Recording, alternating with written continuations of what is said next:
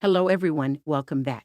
Baylan Skoll behaves strangely toward both himself and his Padawan, Shin Hati, in Ahsoka Episode 7. Due to the fact that his genuine loyalty and true intent are still unknown, Baylan's character is one of the most intriguing in the entire series.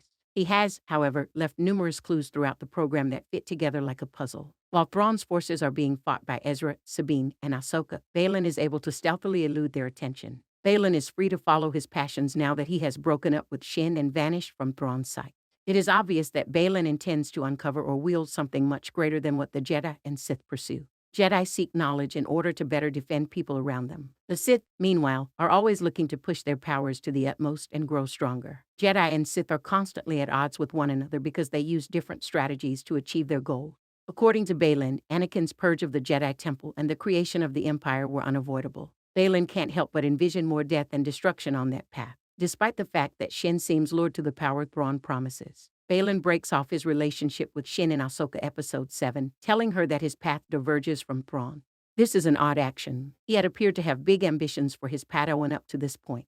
Nevertheless, he makes the impulsive decision to leave her behind in order to follow the folktales that motivate him. Either he is interested in learning the truth behind the legends told to children in antiquity that he overheard in the temple, or the thing he seeks has possessed and engulfed him. Whatever the case, Baylan is now formally a rebel player in Thrawn's plot against Ezra, Ahsoka, and Sabine. Baylan has been winging his strategy and altering it in response to the situation ever since he arrived on Paradia. The myth surrounding Paradia, on the other hand, hasn't changed at all. Baylan is aware of information about this brand new planet and brand new galaxy that hasn't yet been shared with the audience. Baylan tells Shin in Ahsoka Episode 6 that he's fed up with the flimsy power struggle between the New Republic and the resurgent Empire. Baylan was able to transcend the inevitable clash because of his experience with Order 66. Baylan is looking for the beginning of the cycle rather than merely wanting to be on the winning side of the conflict. The Star Wars legends are the source of the most well-known and pervasive theory of what Baylan seeks. One of the most potent evil side beings in all of Star Wars was originally known as Abeloth, the bringer of chaos.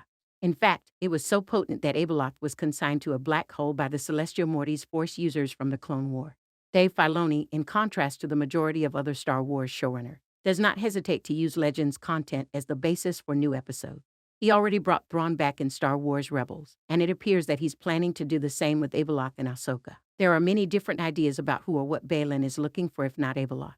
It's plausible that Filoni is introducing the Zepho, ancient entities that were alluded to in Ahsoka Episode 6, to live action by using material from the Star Wars Jedi video games. The Malmaral, a legendary Night Sister beast described in the Clone Wars season the 6th of May, also return under Filoni. As an alternative, Baylan might aim to obliterate the Skywalker lineage as payback for Anakin destroying the temple. Regardless of what Baylan wants from Paradia, it is obvious that he doesn't want Thrawn to know. He's faithfully performed his role as Thrawn's pawn up until this point, knowing full well that Thrawn would disregard him if he threatened Thrawn's freedom. He had been waiting for the perfect opportunity to stow away from the action, which Ahsoka Episode 7 eventually provided. He briefly runs across Ahsoka again, but this time she flees and takes his mount.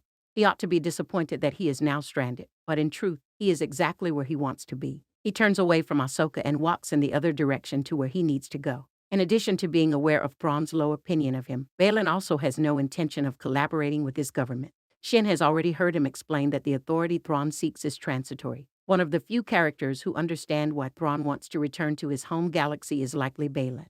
He realizes that Thrawn isn't Ahsoka's true enemy and gets the impression that the Great Mother and Thrawn are running away from something else on Paradia. Baylan believes he can use Paradia's power even though Thrawn is obviously not interested in doing so. Baylan's decision to break ways with Shin in Ahsoka Episode 7 was one of his most perplexing strategic maneuvers, but it might have been the most considerate thing he could have done for her. She doesn't appear interested in the ancient folktales about Paradia's lost power, despite his efforts to pique her interest in them. In Ahsoka Episode 6, she tells him, sometimes stories are just stories, and is more intrigued by their partnership with Thrawn. Despite Baylan's efforts to convince her that life is about more than squabbling for dominance, she is unable to understand the lesson he is attempting to impart.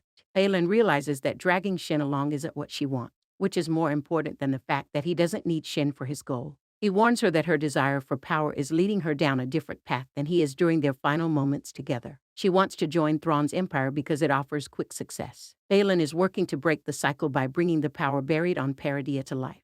However, by having Shin carry out Thrawn's instructions in his stead, he makes use of her yearning. The resolution of Baylan's scheme is foremost among the many unfinished business items that the Ahsoka finale needs to address. He's played a significant part in the story from the start, and the concluding episode needs to explain all of his acts. Whatever or whoever Baylan is looking for, he needs to locate it in the conclusion, not only to provide his role in the Ahsoka series a satisfying ending, but also to give the late Ray Stevenson and his adored character a fitting send-off. Thank you for watching. Don't forget to subscribe.